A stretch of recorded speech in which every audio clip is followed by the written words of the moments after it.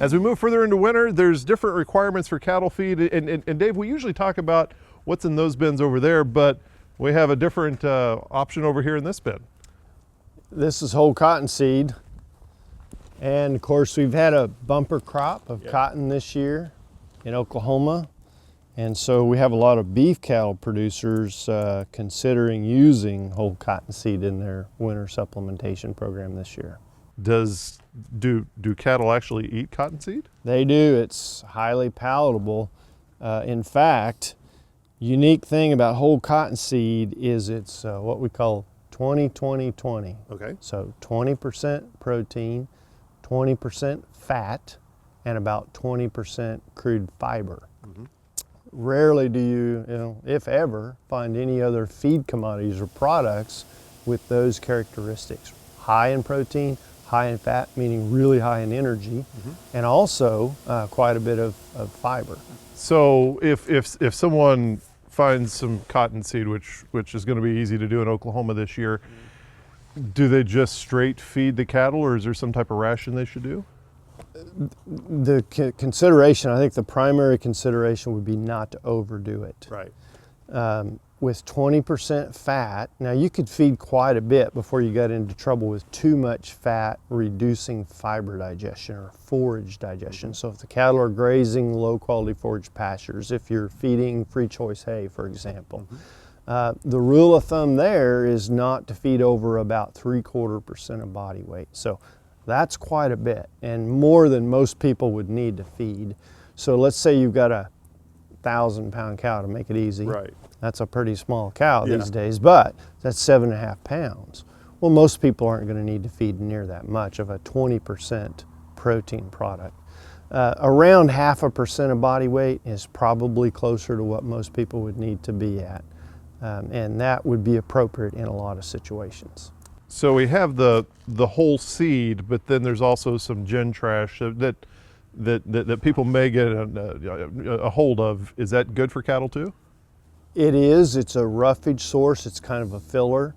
So, what we're hearing on whole cottonseed is $150, maybe $160 per ton.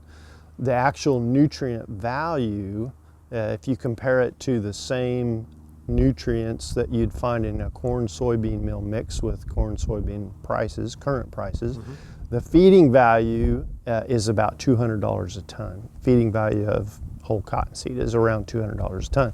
Right now, producers can purchase it for $150 to $160. So there's a lot of interest. It's a good feed bargain right now. So the gen trash is a byproduct that's basically the leftovers, portions of the stem, a little bit of leaf material, going to be quite a bit of dirt, so the ash content will be high, but it is nowhere near the nutrient value. It might be 4% protein, and as far as the digestibility, it might be 40% digestible, whereas this is going to be 75 to 80% digestible, or TDN. A producer comes across some of this cotton seed. Should they? How long should they feed it? Should they do it a month, or should they do it all winter? Or? Well, I would consider using it just like they would any other supplement program. So as long as the cattle are consuming low quality forage that needs a protein supplement, they could use the whole cottonseed to provide that need.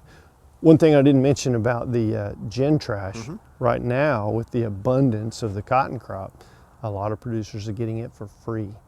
So they shouldn't think, and most people are going to know, but they shouldn't think that they can exchange gen trash for cottonseed. They're just far different, and this has got high supplemental nutritional value, whereas gen trash does not. The other thing we might mention, Dave, is that wheat pasture is short. Our conditions currently are dry, and so the wheat pasture is getting short for some cattle that are already turned out. So people are saying, the whole cottonseed is very inexpensive. How much of that can I feed to a steer out on wheat pasture if I'm close by a cotton gin? Right. Well, it makes sense. You've got one commodity that's limited, another commodity that's abundant and relatively inexpensive. we're still recommending, because wheat pasture, even though there may be a little of it, is really high in protein, 20 to 30% protein. This is 20% protein. That's a lot of protein. So we're still recommending, if people are going to try to use this on wheat pasture, don't feed over about 0.5% of the animal's body weight, and make sure then to fill their dry matter needs with free choice hay, with maybe some gin trash, Right. or with some other low quality roughage product that will fill their dry matter needs. That's a lot to remember there. Are there resources out there to help kind of walk us through the other forms of feed?